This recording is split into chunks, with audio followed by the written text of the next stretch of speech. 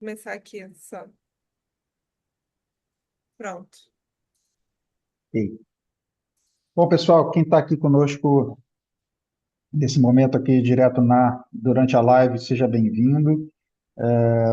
Quem vai assistir depois, muito, muito prazer de ter vocês conosco nesse vídeo, no nosso canal.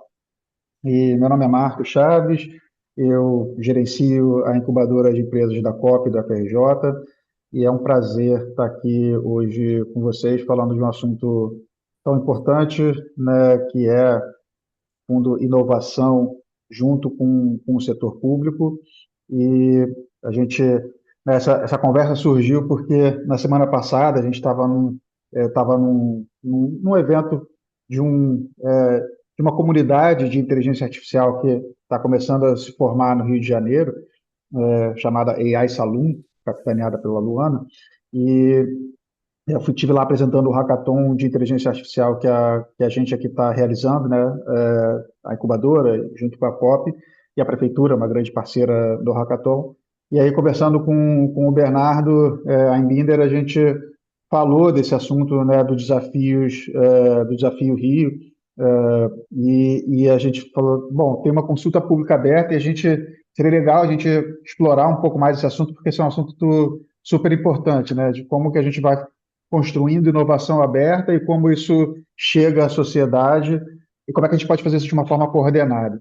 Então, a gente pensou em fazer essa live, a gente materializou ela aqui hoje para falar sobre a consulta pública que está aberta, para falar sobre o edital que será aberto no futuro e para conversar sobre isso, eu convidei também, né, o time do Inova FRJ, do Núcleo de Inovação Tecnológica aqui da Universidade Federal do Rio de Janeiro, que está representada aqui, muito bem representada pelo Diego Alonso, que é uma das pessoas-chave aí do Inova. Então, eu vou pedir primeiro para o Diego se apresentar, e aí depois eu passo a palavra aqui para o Bernardo se apresentar e já falar também da chamada pública. Diego, bem-vindo, obrigado por ter aceitado o convite, fica à vontade. Obrigado, Marcos. Obrigado por todos e todas que estão participando. É uma oportunidade muito interessante e a gente aqui da Inova está muito feliz de poder fazer essa live, né, e trazer aqui o Bernardo também para conversar, para a gente estreitar essa relação da Prefeitura, né, especificamente da Secretaria de Ciência, Tecnologia e Inovação com a UFRJ, com o nosso ecossistema.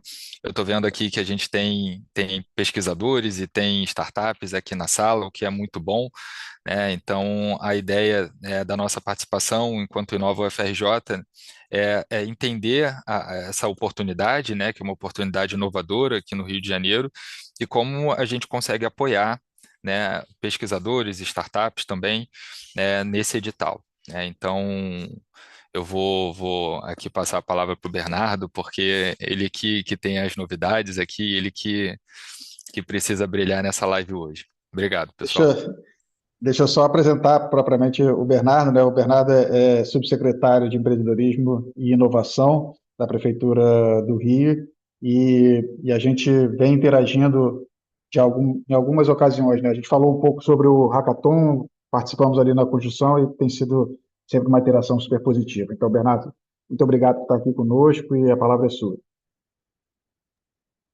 Bom, obrigado, pessoal. Obrigado, Marcos. Obrigado, Diego, Sônia, todo mundo que fez o convite, que ajudou a operacionalizar essa live, porque para a gente é muito importante, enquanto poder público, poder estar em conexão direta com a academia, com o mercado, e a gente, às vezes, tem uma certa dificuldade disso, né, enquanto governo, de comunicar mesmo, propriamente dita, né? A gente acaba que faz muita coisa e que a gente não consegue vencer essa assimetria de informações. E aqui existe vários elementos novos, né, para todo mundo, né? Novos para nós da prefeitura que vamos usar esse instrumento pela primeira vez, novos para vocês que talvez nunca tenham tido oportunidade de é, ter o seu negócio impulsionado com instrumentos de fomento como esses que a gente vai falar hoje, de compras públicas de inovação. Então é uma novidade para todo mundo e isso aumenta um pouco a nossa dificuldade até de poder comunicar exatamente o que a gente está propondo, como a gente está propondo, o que a gente está esperando agora, né? Fazer esse elemento de expectativa. Então, lives como essa são muito importantes. Eu queria deixar aqui meu agradecimento a vocês pelo convite. E também deixar claro a minha satisfação e o orgulho de estar fazendo parte dessa live por ter também a UFRJ como minha alma mater, né? Eu fiz minha graduação na UFRJ, ainda que lá na Praia Vermelha a gente fique um pouco distante desse ecossistema vibrante de inovação que vocês têm aí no fundão. Essa é a minha casa também, então eu fico muito feliz de poder estar contribuindo mais uma vez com a UFRJ, agora podendo devolver um pouco, já após ter passado pela UFRJ, agora já está em outras posições de poder, de influência, e poder agora estar desenhando e oferecendo um caminho para a gente poder construir novas políticas públicas de inovação junto com vocês, junto com a academia. Bom, eu acho que é importante começar dizendo que nessa minha curta passagem pelo governo, né, estou como subsecretário desde janeiro desse ano, e aí aqui um rápido parênteses. A gente, apesar do nome aqui ainda não ter atualizado, a nossa secretaria agora se chama Ciência, Tecnologia e Inovação a partir de janeiro desse ano, né? Houve, nesse novo governo do Eduardo Paes, uma reformulação da governança da prefeitura de uma maneira geral, e uma dessas mudanças, talvez mais consequentes, pelo menos para o que diz respeito ao nosso departamento, é a vinda da inovação como um escopo da nossa secretaria. Então, o que nos permite agora pensar políticas, programas, projetos de inovação que digam respeito a toda a prefeitura e não só à Secretaria Municipal de Ciência e Tecnologia. Então, isso é um primeiro passo importante para entender que o que a gente está fazendo agora é inaugurando quase que um novo olhar sobre políticas municipais de inovação, políticas municipais de ciência, tecnologia e inovação. E a gente está com um cardápio enorme de projetos que a gente está implementando, alguns de forma mais amadurecida, outros de forma ainda um pouco mais incipiente. E o que a gente quer é oferecer para a cidade uma estratégia de inovação municipal, que a gente, com esses projetos todos que a gente está pilotando nesse biênio de 2025 e 2026, e o Desafio Rio, que a gente está aqui para falar dele, é um deles. E no ano que vem, a gente quer poder olhar para trás e fazer uma avaliação de impacto desses pilotos todos que a gente botou na rua, para aí sim a gente pensar como a gente pode escalar esses projetos e como esses projetos podem fazer parte aí sim de um plano municipal de inovação, tá? Mais abrangente. Isso já é um projeto que a gente tem olhando um pouco mais para o médio prazo, mais para o final do governo. E até lá a gente quer também construir políticas públicas a partir dessa mentalidade meio startupeira, empreendedora, meio lean startup, né? A gente está quase fazendo uma política pública de forma lean. Então a gente está lançando um piloto e a gente quer fazer rodadas de iteração com o ecossistema para a gente ir aprimorando isso e a gente garantir que a política que a gente vai botar na rua tenha aderência com as demandas concretas de vocês que estão no ecossistema de inovação. Então, nessa minha curta passagem de governo, logo no começo eu já ouvi muitas demandas, né, do ecossistema, temos conversado com muitas pessoas agora que a gente tem se colocado como esse novo interlocutor do ecossistema.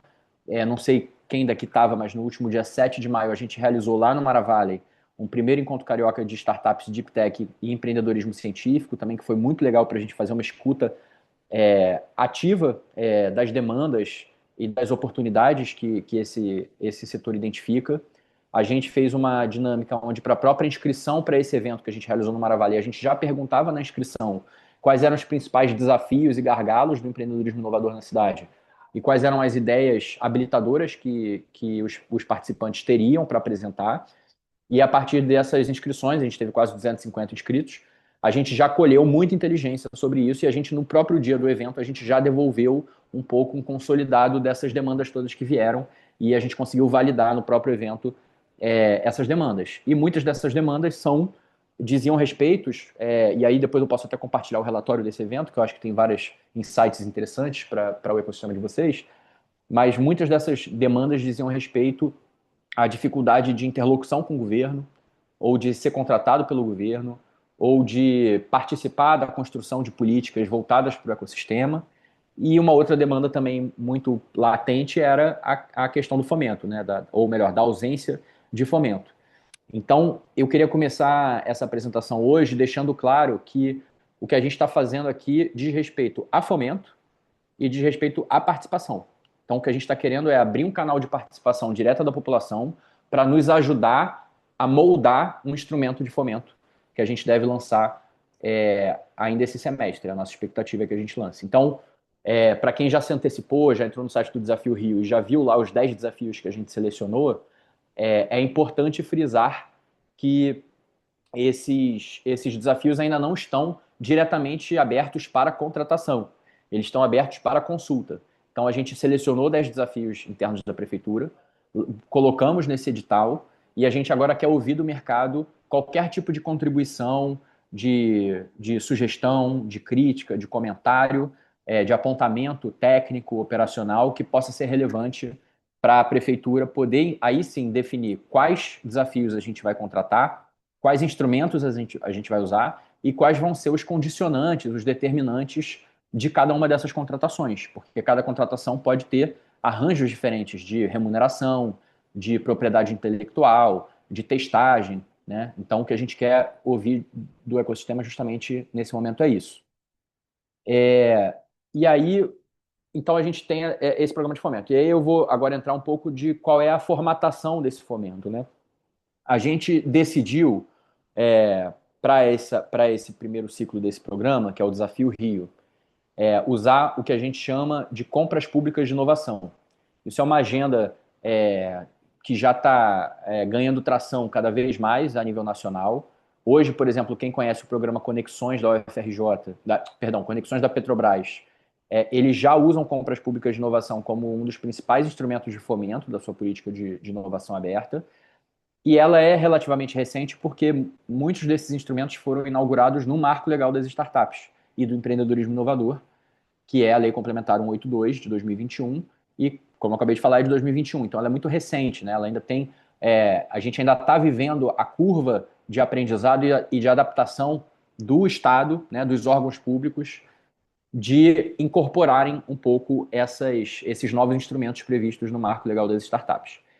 Aqui cumpre dizer que o Rio de Janeiro já tem um instrumento do Marco Legal muito bem implementado, que é o Sandbox Rio, cuja abrangência, inclusive, abarca o Parque Tecnológico da UFRJ, e que é justamente essa possibilidade da gente testar soluções inovadoras em ambiente real, de forma facilitada, né? Principalmente inovações cuja regulamentação ainda não estejam colocadas pelo poder público, e que você permite essas soluções inovadoras de serem testadas.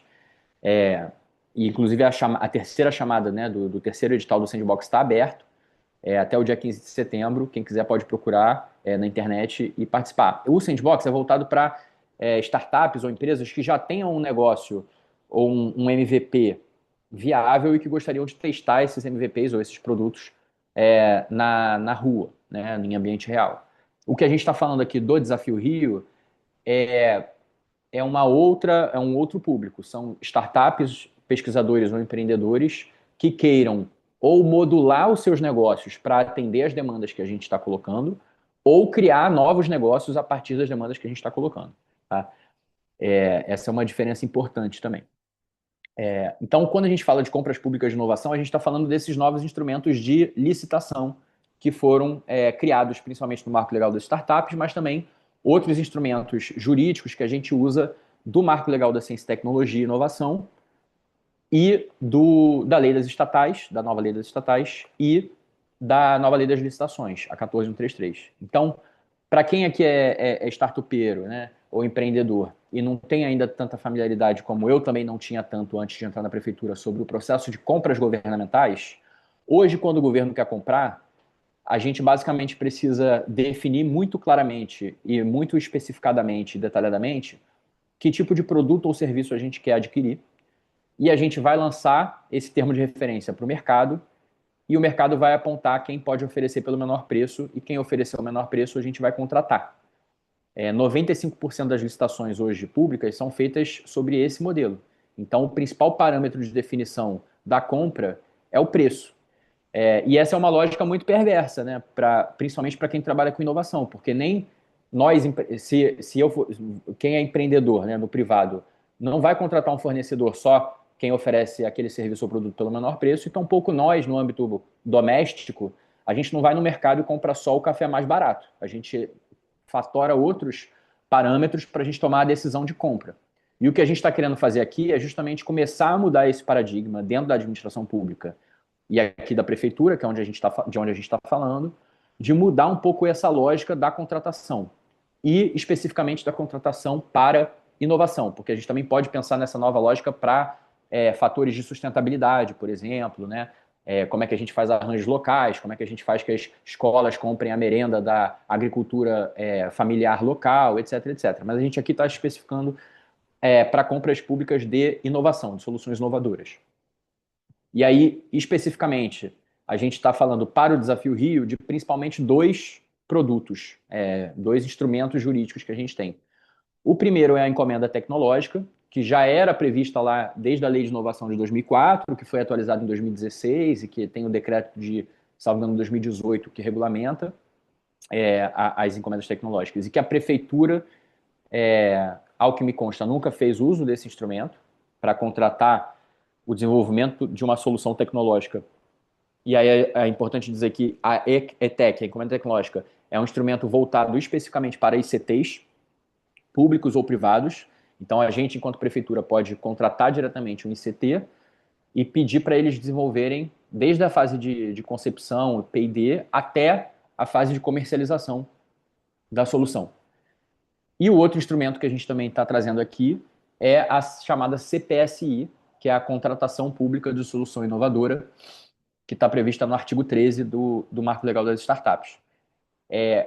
Qual que é a diferença da CPSI para licitação normal?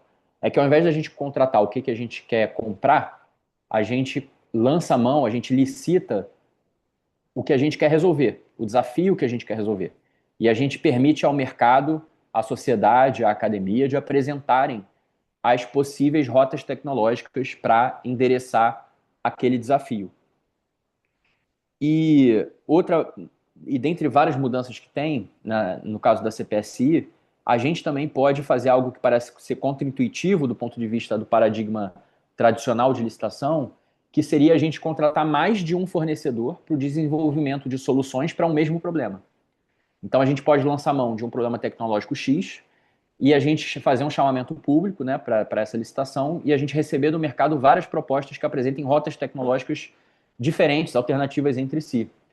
E a gente pode começar a contratar o desenvolvimento de POCs por fornecedores diferentes que vão usar sistemas diferentes, rotas diferentes tecnológicas, e a gente vai quase que fomentando uma concorrência saudável entre essas soluções, de forma que a gente vai aditivando a remuneração dessas soluções de acordo com o cronograma apontado ou de acordo com o desempenho dessas POCs, e a gente pode ir incrementando esses recursos de forma que a gente, ao final, pode escolher ao longo do desenvolvimento da POC qual POC está servindo mais diretamente àquele desafio que a gente apontou e que a gente especificou no edital.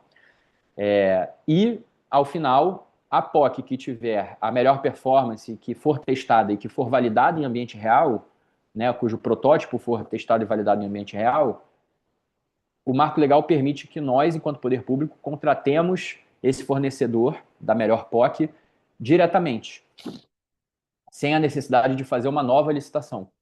Tá?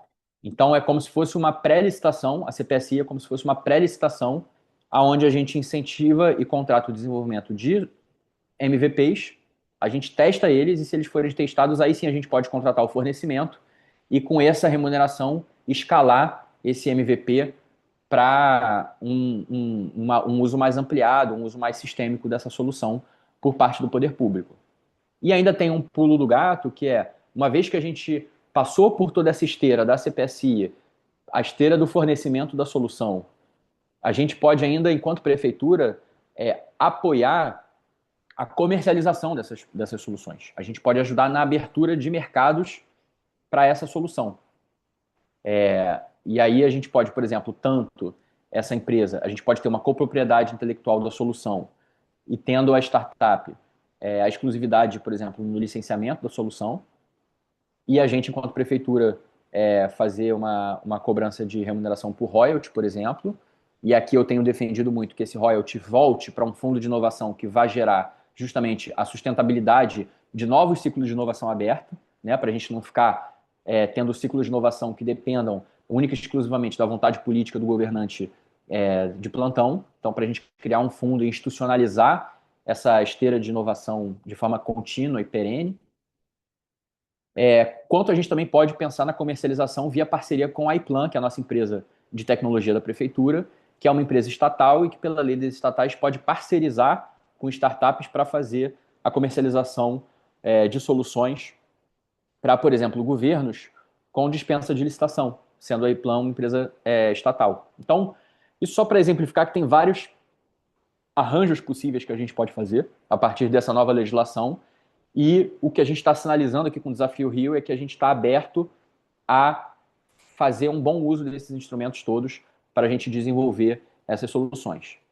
A gente lançou o Desafio Rio na Rio Innovation Week, o prefeito anunciou o Desafio Rio na abertura do evento, e na sexta-feira, no dia 15 de agosto, a gente fez um painel onde a gente lançou publicamente o edital da consulta pública, né? Ele foi publicado no Diário Oficial na sexta-feira, a gente publicou no site o edital, o anexo 1, que é um documento importante, porque é nele que tem as especificações dos 10 desafios que a gente selecionou, e o formulário de participação, que é um Google Form, onde qualquer pessoa física ou jurídica, nacional ou estrangeira, pode participar enviando a sua contribuição de forma aberta ou condicionada. Essa condição pode ser livre ou pode ser condicionada, por exemplo, a já apresentar uma pré-proposta de uma solução, né? Uma startup que já tem uma solução cabível a um dos desafios, já pode também apresentar essa pré-proposta por lá. E aí a contribuição, e aqui é importante também dizer, principalmente para vocês que estão tocando esse ambiente de inovação, ambiente promotor de inovação, que é esse ecossistema da UFRJ, que as contribuições podem ser feitas sobre especificamente um dos 10 desafios ou sobre o programa como um todo, né? Então vocês podem fazer sugestões de metodologias, né? De sugestões de mudança de prazo, de remuneração, de novos instrumentos, enfim, contribuições quaisquer sobre também o programa em si, de forma transversal, e não só sobre um dos 10 desafios especificamente. E a gente quer, para além só da remuneração, né, da gente poder fazer essa contratação e desenvolver essas POCs, e só fazer a remuneração desse desenvolvimento, a gente aqui pela Prefeitura, pelo Desafio Rio, o que a gente quer é montar um programa piloto onde a gente ofereça outros recursos habilitadores que vão garantir maior chance de sucesso para o desenvolvimento dessas POCs que a gente contratar. Então, para além da remuneração, a gente pode oferecer, por exemplo, estação de trabalho no Hub Maravalli, que é o espaço de inovação da Prefeitura. A gente quer oferecer também mentoria técnica facilitada da Prefeitura, seja, por exemplo, da Iplan para o acesso ao Data Lake, né, que é a base de dados públicas da cidade, quanto também mentorias sobre o desafio em si, né? Então, cada um dos 10 desafios tem o que a gente tem chamado de dono do problema, ou gestor do problema, que são gestores públicos que sofrem na sua rotina as dores que a gente quer resolver e que entendem melhor do que ninguém esses desafios, e eles vão estar envolvidos no projeto do início ao fim, desde a consulta pública até a contratação do fornecimento. E aí a ideia é que as startups ou ICTs contratados tenham um canal direto de comunicação com esses gestores para justamente garantir que o modelo do negócio que está sendo desenvolvido, né, a solução que está sendo desenvolvida, tem aderência às demandas concretas e às dores concretas da gestão, da prefeitura. A gente também quer oferecer mentoria de modelagem de negócios, de mentoria de tecnologia, de desenvolvimento tecnológico e de negócios, porque no final das contas a gente quer ajudar que essas soluções não sejam apenas úteis para o contexto específico do Rio de Janeiro, mas que sejam soluções que sejam produtificáveis e que depois possam ser comercializadas para outras cidades, por exemplo, para outros governos ou mesmo para ou para o setor público, para o setor privado, se for algo que faça sentido. Então, é uma oportunidade de fomento, é uma novidade para todo mundo. A gente tem uma dificuldade enorme de comunicar, principalmente porque é um instrumento novo. Essa fase é uma fase de consulta, ainda não é a fase de contratação. Então, a gente tem uma dificuldade de comunicar e mais uma vez, eu agradeço essa oportunidade da live. E aí eu acho que valia a gente já entrar, talvez, na apresentação dos 10 desafios, né, Marcos? Não sei como é que a gente está de tempo, mas eu acho que eu posso abrir aqui a minha apresentação e a gente passa muito rapidinho para os 10 desafios, só para quem ainda não teve contato, poder saber exatamente que a gente está falando aqui, né? Maravilha. Vamos fazer isso. Tá? E aí, eu acho que o pessoal que tiver dúvida, quiser ir meio que se cadastrando para a gente, só para a gente ter uma noção também da demanda de dúvida, para a gente controlar o tempo aqui. A gente vai até as 2 horas, se tiver, assim, eu, né, tenho um hard stop aqui às 2, mas se houver necessidade, se por acaso demais pessoas tiverem tempo, eventualmente a gente pode estender, mas acho que o nosso tempo previsto aqui é até as 14, então mais 30 minutos. Então, se o pessoal puder ir ou colocando dúvida ou se alistando aqui para a gente depois ir passando, né, a palavra, vai ser ótimo. Tá ótimo. Deixa eu ver se eu consigo compartilhar aqui minha tela.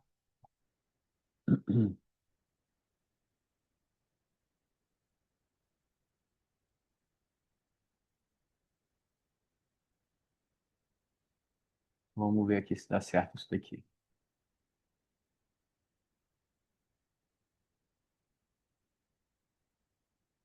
Vocês estão conseguindo ver daí?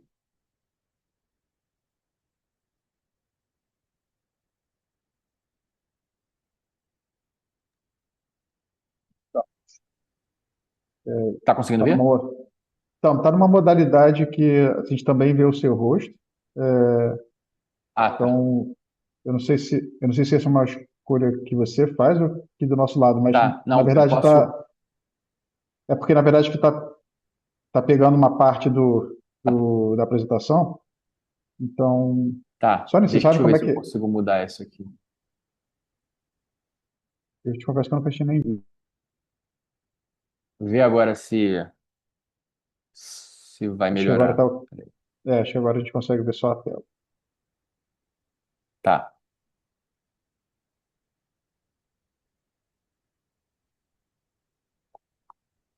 Bom, então aqui eu acho que eu acabei não falando também que esse instrumento da CPSI ele tem algumas limitações de orçamento e de prazo, né? Então, na fase da CPSI, que é a elaboração das POCs, existe um teto de 1,6 milhão por solução e um prazo de testagem máximo de 24 meses.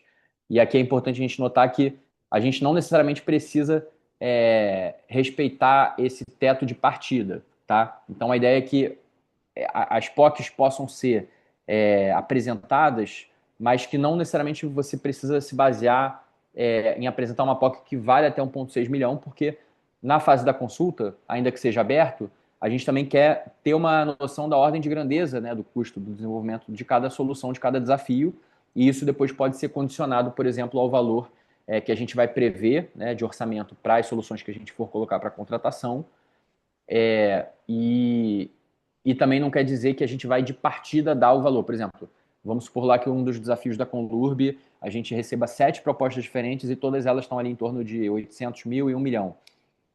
Isso não quer dizer que a gente pode abrir o edital prevendo esse orçamento de 1 milhão para esse desafio especificamente, outro desafio pode ter um valor menor e assim sucessivamente, mas não quer dizer que de partida a gente vai remunerar 1 milhão e a gente dá na mão da empresa para ela desenvolver. A ideia é que a gente possa fazer isso de forma faseada, inclusive bonificando de acordo com o desempenho, tá?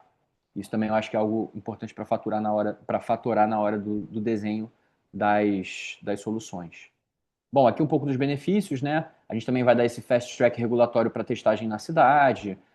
O contrato de fornecimento, a ideia é para a gente poder também escalar as soluções. E claro que fechando um contrato com o Rio de Janeiro sendo cliente, isso também ajuda na visibilidade do negócio, né? Aqui um pouco dos critérios, né, para priorização das soluções. Então, a gente está olhando quais que têm um grau de inovação alto, quais que têm viabilidade técnica, qual é o impacto socioeconômico e ambiental, se essas soluções são escaláveis, qual é o custo-benefício, se elas são replicáveis. E aqui um pouco alguns dos quesitos que a gente sugestiona para contribuição, né? Então, apontar se para esse desafio já existem soluções existentes, se já existem, quais seriam as trilhas tecnológicas mais apropriadas, quais são os requisitos técnicos para um desafio, para uma determinada solução ser desenvolvida, da onde vêm os insumos necessários para fazer esse protótipo, quem são os fornecedores, qual é o cronograma, como é que se dariam esses testes, né? Então, a partir da POC que está sendo sugerida, como é que a gente pode testar se essa POC está funcional ou não em ambiente controlado e depois em ambiente real, qual é a proposta de remuneração, se é preço fixo, se é preço variado, se varia de acordo com o desempenho, se é faseado, qual é o arranjo de propriedade intelectual proposto também, e as métricas, né, que a gente vai avaliar o impacto da solução. Aqui um pouco o cronograma, como eu falei, dia 15 a gente lançou a consulta pública, a gente deu essas 2 semanas, então, em tese, neste domingo, às 11h59, encerra o prazo de contribuições, mas claro que se a gente sentir, por parte do ecossistema, uma demanda por uma prorrogação, isso é algo que também pode estar na mesa, desde que venha essa provocação do ecossistema, isso pode ser algo que a gente considere. E aí, já antecipando também a pergunta de quando seria o edital da licitação em si, a gente ainda não tem isso, até porque isso vai depender da finalização da consulta pública, mas a nossa expectativa é que a gente consiga lançar o edital e iniciar já assinar os contratos das CPSIs ainda este ano, tá? E aí a gente teria aí um prazo no ano que vem para a gente poder desenvolver e testar essas POCs ali até o meio do ano, provavelmente. E já entrando aqui no desafio, e aqui eu queria dizer para quem acessou o site nos últimos dias, a gente teve uma mudança no site que a gente subiu ontem, e até inclusive o site estava com alguma instabilidade, então qualquer dificuldade de acessar o site também, por favor, comuniquem a gente. Mas a gente subiu ontem vídeos dos donos dos problemas fazendo os pitches dos problemas. Então vocês vão ouvir justamente da boca dos gestores que nos enviaram esses desafios que a gente mapeou, eles apresentando esses desafios, então eles vão apresentar muito melhor do que eu vou apresentar aqui, tá? Mas eu vou passar aqui passando só para a gente dar um pouco de materialidade para quem ainda não está familiarizado. Então, o primeiro desafio vem da Civitas, que é a nossa central de vigilância de segurança da cidade. E a gente hoje, no centro de operações, a gente já tem níveis operacionais da cidade, né? Então, quando está tudo normal na cidade é o nível 1, quando está tudo crítico, o mundo pegando fogo, é nível 5. E aí isso varia de acordo com critérios como chuva, fechamento de via, enfim, ventania, quaisquer elementos que causem disrupção à operação da cidade. A gente muda o nível operacional lá no centro de operações e isso implica respostas operacionais diferentes para saúde, para transporte, para conservação, enfim. E a gente quer fazer o mesmo para a segurança pública. Então, você pode estar na praia de Copacabana pegando um sol no sábado e quem está lá no Complexo de Israel está vivendo uma operação policial, né? Então, como é que a gente, enquanto cidade, também consegue estar atento a esses diferenciais estados de segurança? Como é que a gente cria um indicador que sistematize isso de forma automática e como é que a mudança desses níveis operacionais também implica em respostas interinstitucionais dos demais órgãos, como a própria polícia, né? Como eu falei, a segurança, a educação, se uma via amarela, se a linha amarela estiver fechada, como é que a gente, enquanto Secretaria de Transportes, muda as rotas de ônibus, como é que a gente notifica isso para o usuário, enfim. Tem uma série de implicações e o pessoal da Civitas está querendo desenvolver esse monitor de nível operacional de segurança. E aí é importante também dizer que essa parte da consulta para quem tiver interesse de apresentar uma POC, viu o edital, viu o vídeo de apresentação, leu o anexo 1 e ainda assim acha que a prefeitura não está disponibilizando as informações necessárias para o desenvolvimento da solução. Isso também pode ser comunicado pela consulta pública. Então, falar, para eu apresentar um modelo de solução para esse desafio, eu preciso das informações X, Y, Z. Então, isso também é o tipo de interação que pode se dar nesse momento, tá? Bom, desafio 2 da Conlurb. Esse eu acho bem bacana porque ele tem uma vertente bastante de deep tech, né, de empreendedorismo científico também, que seria como a gente alavanca a coleta de resíduos orgânicos e o processamento, né, e o beneficiamento desses resíduos que a gente coleta. Hoje a prefeitura já faz, evidentemente, algum grau de coleta seletiva de orgânicos, mas é muito baixo.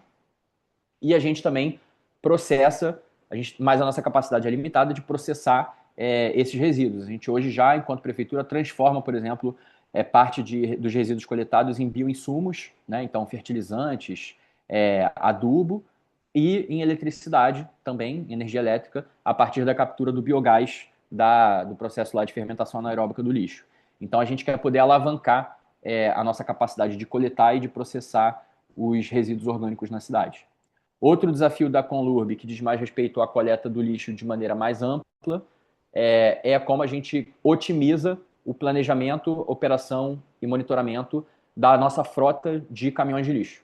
A cidade hoje tem mais ou menos 1.200 caminhões de lixo que são alugados e as rotas não necessariamente têm um planejamento muito inteligente ou eficiente, né? Então, a gente acredita que fazendo isso de forma mais inteligente, a gente consegue ter uma economia, né? Porque a gente pode alugar menos caminhões para a gente fazer o mesmo esforço de coleta de lixo e a gente vai poder ter rotas mais inteligentes, mais eficientes, né? Até mesmo do ponto de vista de se faz sentido o caminhão descer a ladeira do que ao invés de subir por uma rua, né? Enfim, todo esse planejamento operacional, esse é um desafio bem algorítmico, digamos assim, bem matemático, mas que também tem um elemento de hardware, né? De você embarcar um sistema que vai gerar essas informações para a prefeitura. Então, uma coisa que mistura um pouco IA com IoT.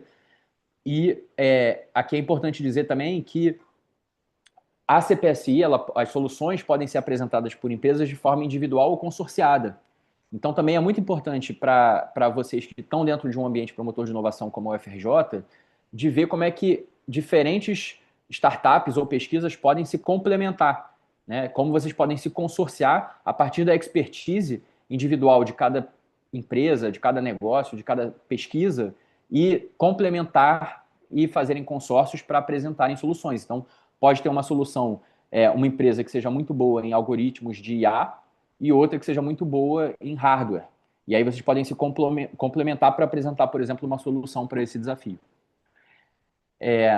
Esse desafio aqui diz respeito a simulações de inundações de forma tridimensional pela prefeitura, principalmente em locais mais suscetíveis à inundação. Esse é um desafio que vem do nosso centro de operações.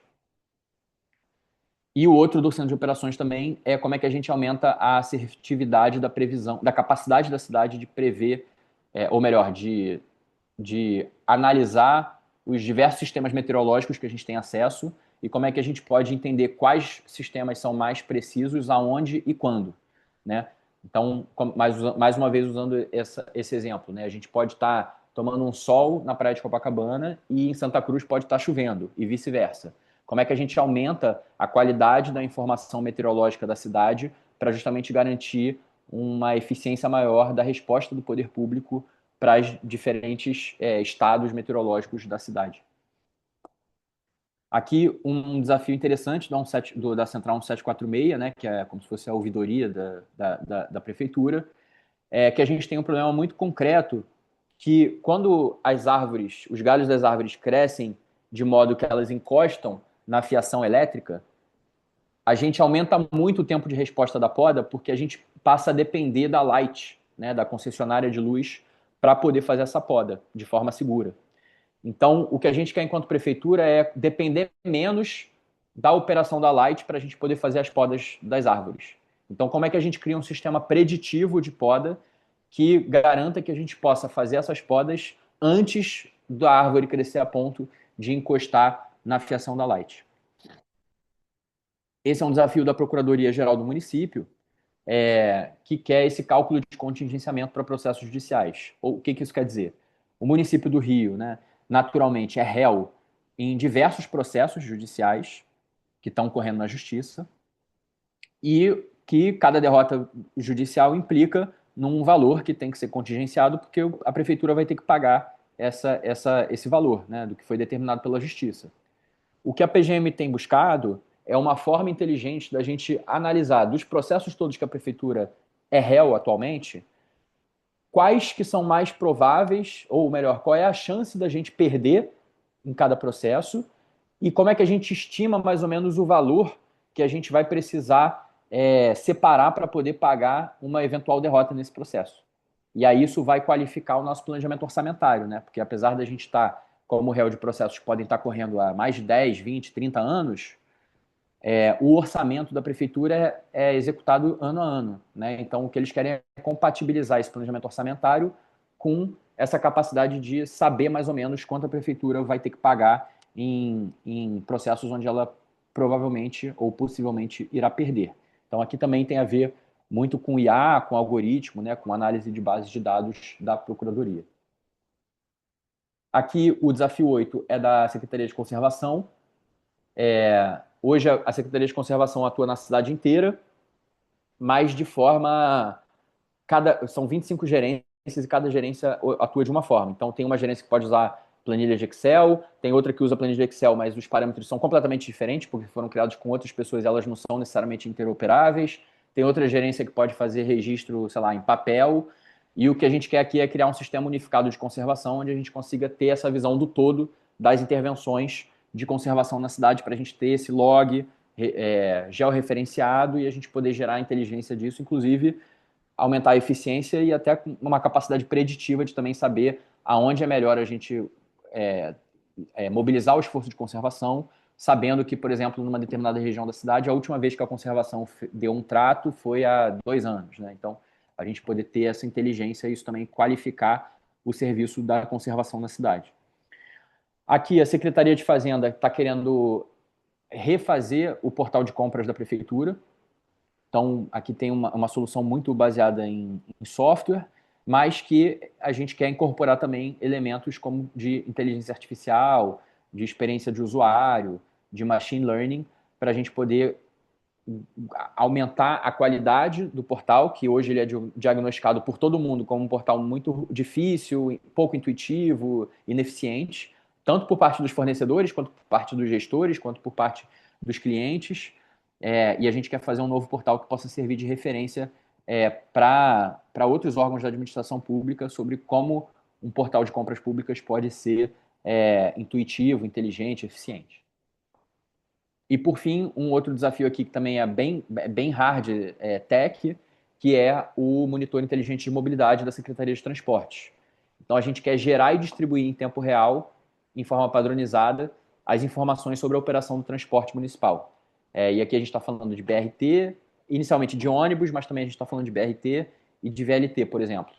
Então, como é que a gente pode garantir a integridade da informação tanto para a prefeitura quanto para o usuário final, para nós cidadãos? Então, se eu estou num ponto de ônibus, eu quero saber que horas o 485 vai chegar, eu abro esse aplicativo e eu sei que o 485 está previsto para chegar em 3 minutos. Ou eu sei que o 485 vai demorar 25 minutos porque houve um tiroteio na linha vermelha e ela foi fechada e os ônibus estão parados lá. E aí eu, como cidadão, tenho uma informação de qualidade para tomar uma decisão de esperar 25 minutos do 485 ou pegar um outro ônibus, fazer baldeação, etc, etc. Então, aqui diz respeito à qualificação da informação do sistema de mobilidade como um todo e a interface dessas informações, tanto para o gestor público, para a gente poder fazer a fiscalização da operação, quanto do cidadão, para ele poder tomar as decisões mais apropriadas para ele viver na cidade, enfim, e fazer seus trajetos.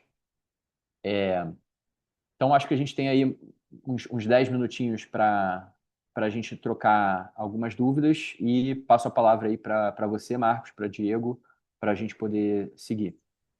Obrigado É, mais uma vez por tudo. muito obrigado, Bernardo. Foi excelente, esclarecedor. Eu acho que talvez um ponto que a gente precisa esclarecer um pouquinho mais é em relação à encomenda tecnológica, né? Que isso diz mais respeito ao nosso papel enquanto ICT, né? De desenvolver uma solução específica sob demanda em algum desses desafios. Já antecipando possíveis perguntas aqui, da plateia.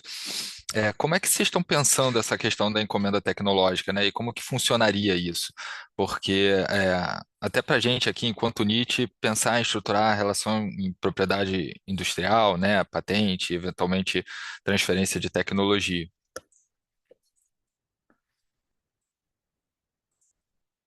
Tá mutado. Oi, desculpa. Não, eu anotei aqui, mas eu estava perguntando, será que se a gente não faz um bloquinho já, que aí eu já vou matando as perguntas de uma vez só, que eu acho que pode ser mais rápido. Eu estou vendo Perfeito. aqui no chat também algumas perguntas. Aí tem aqui a do Pedro, sobre marco legal municipal de CTI, né? Aqui a Jonice, se laboratórios podem concorrer ou só startups, tá?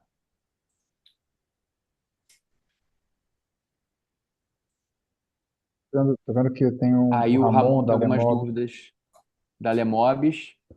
Tá bom. Ramon, se quiser pode perguntar aqui no chat, né, Marcos? E aí a gente tenta fazer, ou se não, pode mandar direto pelo formulário de consulta do site desafio.rio ou para o e-mail. Eu vou botar aqui o e-mail da nossa subsecretaria, que é a Se você conseguir subei.sec. resumir rápido, Ramon, a gente abre o microfone para você aqui e você faz as perguntas. Que aí, como a gente Legal. acabou, a gente está com o tempo um pouco espremido, de repente é bom que o Bernardo já Legal. endereça tudo. Tá. A E aí, gente enquanto consegue isso, eu abrir vou o respondendo essas microfone. três. Quer falar, Ramon, rapidinho? Bom, não sei o que você prefere. Você prefere responder essas três primeiro, Bernardo? Aí depois a gente abre para o Ramon? O que você prefere? Pode ser, pode ser. E aí, qualquer coisa, a gente já fecha com o Ramon. Bom, sobre a ETEC, Diego, a ideia da consulta é justamente a gente poder ter subsídios para a gente tomar esse tipo de decisão, né? Então, por exemplo, a gente pode lançar 10 desafios e pode ser que algum desafio não tenha contribuição nenhuma, né? A gente não receba nenhuma contribuição. E aí, a partir dessa informação, a gente vai tomar uma decisão, por exemplo, de, bom, descartar esse desafio para uma fase de contratação, pelo menos nesse momento, o que não quer dizer que não tenha ninguém que possa resolver o desafio, mas que talvez tenha tido uma dificuldade nossa de disseminar o desafio Rio a ponto de quem for competente para resolver não ter sido atingido pela nossa comunicação e, portanto, não ter sugerido uma sugestão. Mas a partir dessa informação, de não ter, por exemplo, sugestões para um determinado desafio, a gente pode tomar a decisão de não abrir esse desafio, né? É importante ressaltar isso. Não são esses 10 desafios que a gente necessariamente vai colocar para contratação. E aí a escolha de quais desafios a gente vai botar para contratação e por qual instrumento vai justamente depender do que vier na consulta pública. Então, se a gente. E aí, claro, tem alguns desafios que podem. Que tem talvez uma vocação mais própria para a CPSI e tem outros que têm uma vocação mais própria para a ETEC. Quando a gente está falando de ETEC, a gente está falando principalmente de desafios com maior risco tecnológico e desafios que possam ter a ver com desenvolvimento de pesquisas que podem futuramente ser mais abrangentes do que só o escopo definido daquele desafio, né? A gente começa para desenvolver esse desafio, mas que essa encomenda tecnológica depois pode se tornar uma linha de pesquisa mais ampla e contínua para uma determinada ação. Eu acho que é só importante deixar claro aqui que, independente se vai ser CPSI ou ETEC, isso é um fomento, a gente está oferecendo um fomento condicionado, não um fomento aberto, como uma linha da FAPERJ que tem só uma área temática, por exemplo, da FINEP, né, que é uma linha temática de, sei lá, indústria 4.0. A gente está aqui botando um fomento condicionado onde a gente quer aportar recursos para soluções que atendam a um desafio determinado que a gente está colocando e que no futuro a gente pode pensar em outras linhas de desafios, até desafios um pouco menos circunscritos e bem definidos, mais desafios um pouco mais temáticos, mais amplos, desde que respeitando o interesse público, né? Então tem que ser algo que seja de interesse público, né? Que o desenvolvimento de uma solução inovadora vá atender a demandas concretas da população em geral e que também corresponda a algo que seja atribuição legal da prefeitura, né? Então, respeitado esses dois princípios, eu acho que tem uma avenida que a gente pode pensar de projetos para aproximar a prefeitura da academia. E eu acho que a ETEC é um instrumento muito estratégico para a gente fazer isso. Agora, eu não consigo ainda antecipar quais que vão ser ETEC, quais que vão ser CPSI, porque eu acho que isso vai depender muito do tipo de contribuição que vier, né? Então, por exemplo, sei lá, pegar aí o exemplo da simulação de enchentes, né? Pode ser que tenha vários centros de pesquisa na cidade do Rio de Janeiro, no estado do Rio de Janeiro, que façam modelagem computacional hidrológica. Se a gente só receber, ou se a gente receber para esse contribuições muito valorosas e substanciais de ICTs, de centros de pesquisa que estejam trabalhando com isso, por exemplo, já pode ser justificativa para a gente pensar em usar a ETEC como instrumento, por exemplo, para o endereçamento desse desafio. Mas, como eu falei, isso vai depender muito do que chegar para a gente. E aí eu acho que isso responde um pouco à pergunta da Jonice, que é se laboratórios de pesquisa podem concorrer ou apenas startups. Aí eu acho que vai depender muito da modelagem da pessoa jurídica, de qual laboratório ele está subordinado, né? Mas a CPSI ela pode ser aplicada por pessoas físicas, pessoas jurídicas, de forma individual ou consorciada, nacionais ou estrangeiras. Isso quer dizer que a gente também abre para ICTs, de forma individual ou também consorciada. Então, pode ser um ICT como startup, startup com startup, ICT com outro ICT. E aí, quando a gente está falando de ICT, a gente está falando de instituição de ciência e tecnologia. Aí vai depender muito do CNPJ, né, que você vai usar para poder mandar essa proposta. E aí eu não sei exatamente como é que é essa modelagem da hierarquia dos CNPJs aí da UFRJ, mas isso tudo para dizer que sim, a gente está aberto para receber propostas da academia.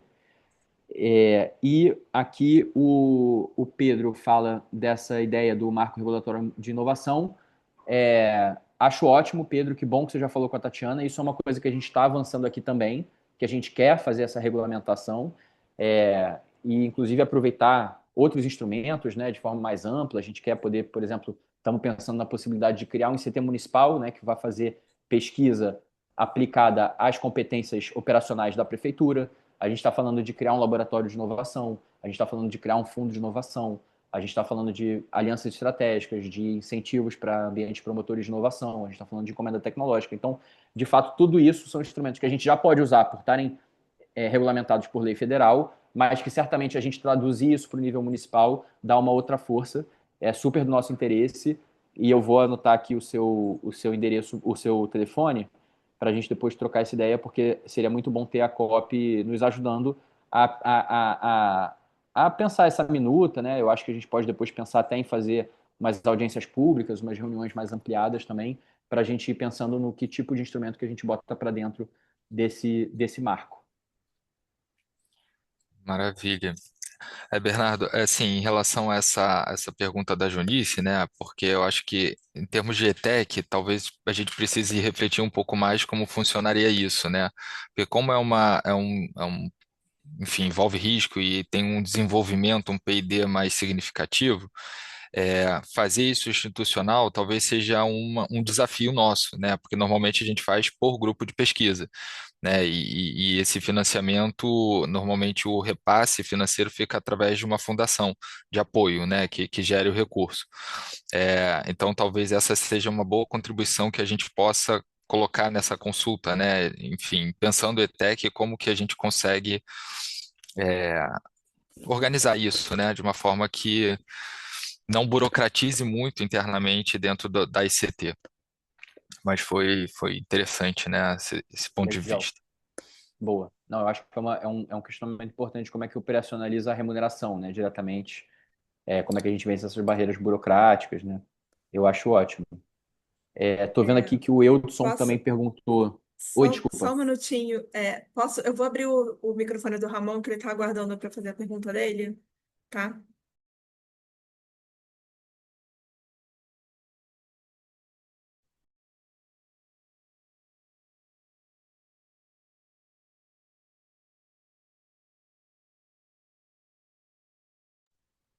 Ramon, tenta abrir, por favor, o microfone. Oi, gente, vocês me ouvem? Ouço. Boa tarde.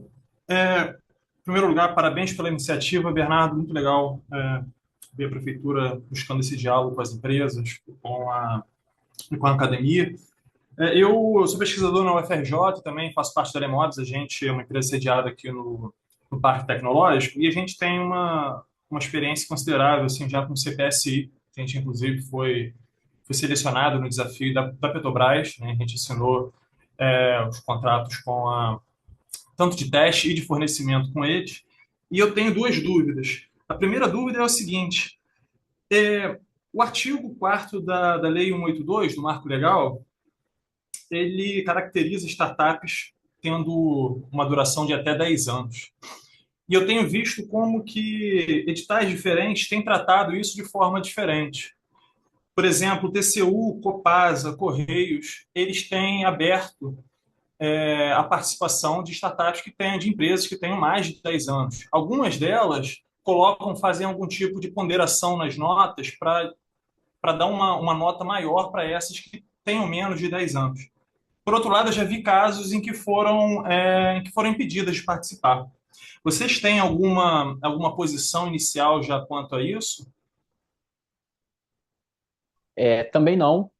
Isso também é algo que a gente também queria ponderar a partir da consulta, inclusive, mas a gente, a princípio, não está tão disposto a restringir a participação somente a startups, até por isso, pela dificuldade da gente definir exatamente o que é startup, quem caberia ou quem não. Então, a gente, a princípio, está com uma disposição de deixar aberto para pessoas jurídicas de qualquer natureza, digamos assim, empresas estabelecidas, inclusive, mas talvez pensando em incentivos, em pontuações extras para quem se enquadrar como startup, por exemplo. Mas, a princípio, a gente não está querendo restringir a participação somente a startups, ainda que a lei permita, a gente não está, a princípio, pensando nisso, não. Ah, legal. A minha segunda pergunta é o seguinte: vocês, no edital, vocês estão incentivando a propostas com custos menores, né, e prazos ali até mais ou menos 6 meses. E durante sua fala mais cedo, você também pontuou que, ao mesmo tempo, seria interessante que, nessa fase de consulta, as empresas não se limitassem a 1,6 milhões para, inclusive, vocês terem uma dimensão mais ampla do desenvolvimento. Eu fiquei um pouco confuso com isso, né? Como que, nessa etapa inicial, é interessante, por exemplo, que alguém, de repente, apresente uma proposta que excede muito o teto, sei lá, 5 milhões para entregar a solução X. Mas durante o contrato que vai valer, a chamada que vai valer de fato, para o período de teste, vocês querem que as propostas sejam inferiores a 1,6? E aí eu também fiquei com a dúvida da forma como vocês estavam pensando em fasear isso. Porque eu posso ter uma proposta para o teste de 1,6 com entregáveis, né, faseado ali e tal. Mas eu, por exemplo, eu nunca ouvi nada relacionado a, durante o contrato de testes, você ter algum tipo de aditivo que permita, por exemplo, você aumentar. Quer dizer, isso geralmente, o teste ele é finalizado e você entra direto no fornecimento. Queria só entender isso um pouquinho melhor, por favor. Bom, Bernardo, oi. desculpa fazer uma interrupção rapidinho, só porque deu 14 horas e eu realmente tenho uma reunião que eu não consigo protelar aqui. Então, eu vou precisar sair. Queria pedir para o Diego ficar com o host aí do final dessa live. A Fernanda e a Sônia podem responder qualquer dúvida sobre a incubadora. E queria te agradecer muito, Bernardo, por essa oportunidade aqui. Está vendo quantas perguntas estão gerando, então tenho certeza que isso é um assunto importante aqui para todos nós e já desejando todo sucesso na chamada pública. A gente vai estar de perto acompanhando isso. E um abraço e um bom final Valeu, de live Marcos. para Obrigado, vocês. viu? Valeu, um abraço. Tchau. Eu também, gente, vou ter que sair porque eu tenho outra live agora, justamente às 2h, então também não vou poder atrasar muito na outra, mas só para também responder ao Ramon. Então, a gente está. Nesse momento, a contribuição é aberta. Então, de fato, você poderia mandar uma proposta de uma POC, por exemplo, de 5 milhões. Mas eu acho que é importante entender. A gente quis só deixar claro que existe um teto, tá, para a contratação da CPSI, esse teto de 1,6 milhão. Mas a gente só quis também comunicar aos possíveis proponentes de que não precisam partir do princípio de que, pelo fato de haver um teto, de que toda proposta tem que se enquadrar nesse teto de 1,6, né? Para a gente evitar que as pessoas fiquem pensando em protótipos que sejam muito maiores do que o necessário para testar uma solução, só porque poderiam fazer dentro desse limite. Então, se uma solução de algum desses desafios na avaliação de um proponente pode ser resolvida por R$200 mil, que ele apresente uma proposição dentro dessa janela de R$200 mil e não pensar em como escalar uma solução de 200 mil em até 1,6 só para caber. Essa era a nossa preocupação. Talvez a gente tenha tido um pouco de dificuldade de comunicar isso no edital, mas certamente para o edital da contratação a gente quer deixar isso muito mais claro e delimitado, tá? Não sei se eu respondi completamente, mas botei aqui o meu e-mail também, fico à disposição para a gente trocar por e-mail, ou mesmo pelo próprio edital da licitação, você pode botar esses questionamentos lá, porque isso também pode entrar no relatório final como uma dúvida orgânica que surgiu a partir de como o formulário está modelado. E em relação à pergunta do Eudson, a gente, a princípio, não está disponibilizando pílulas de dados, tá? Mas isso pode ser algo que a gente pense para também a próxima fase da contratação, porque uma vez publicado o edital, a ideia é que a gente possa ter, por exemplo, uma imersão técnica, onde os proponentes possam também ter esse diálogo direto com os técnicos da prefeitura antes mesmo de apresentarem as suas soluções propriamente ditas. Então, isso é uma possibilidade que a gente está pensando, e aí depois a gente pode conversar, Diego, sobre organizar hackathons também nos diferentes ecossistemas, uma vez que o edital da contratação já esteja aberto, como é que a gente mobiliza os ecossistemas da cidade para desenvolverem soluções e já enviarem, e aí já com uma vinculação direta ao próprio edital da contratação mesmo, tá bom? Eu queria poder ficar mais tempo, mas eu realmente tenho esse teto também, porque eu tenho outra live sobre o Desafio Rio, então eu peço desculpa que eu vou ter que sair por aqui, mas me coloco à disposição, meu e-mail está aqui, para quem estiver vendo a gravação e não estiver no chat, o e-mail é subei.smct@prefeitura.rio, subei.smct@prefeitura.rio, e o site do desafio, desafio.rio, e fico à disposição para quaisquer dúvidas, tá bom, pessoal? Muito Perfeito, obrigado mais uma vez, Bernardo. Diego, Sônia, todo o pessoal da UFRJ. A gente agradece bastante. Eu acho que qualquer dúvida adicional, contatar por e-mail, ou então no próprio, como o Bernardo falou, na própria consulta, que serve para isso. E, Bernardo, eu acho que só antes de você sair, talvez considerar uma expansão de prazo um pouquinho, né? Porque, enfim, fecha domingo. Seria Uhum. bastante interessante até para a gente conseguir. Né, alinhar essas expectativas, dúvidas e consultas, mas de toda forma a gente agradece muito a sua participação, a disponibilidade para tirar essas dúvidas, para apresentar e reforçar que a UFRJ e o ecossistema de inovação da UFRJ está aqui para auxiliar no que for necessário. E sigamos em frente aí nessa parceria, pode contar com a gente e até breve. Muito obrigado para todo mundo Maravilha, também que gente. participou aqui e que vai ouvir de novo na gravação. Qualquer dúvida também pode entrar em contato conosco aqui da Inova UFRJ, da incubadora de empresas, que a gente vai ter o maior prazer em tirar essa dúvida e mediar essa interação com a prefeitura. Forte abraço a todo Valeu, gente. mundo, um excelente final Tchau, de tchau. semana, até breve. Até. Tchau, tchau.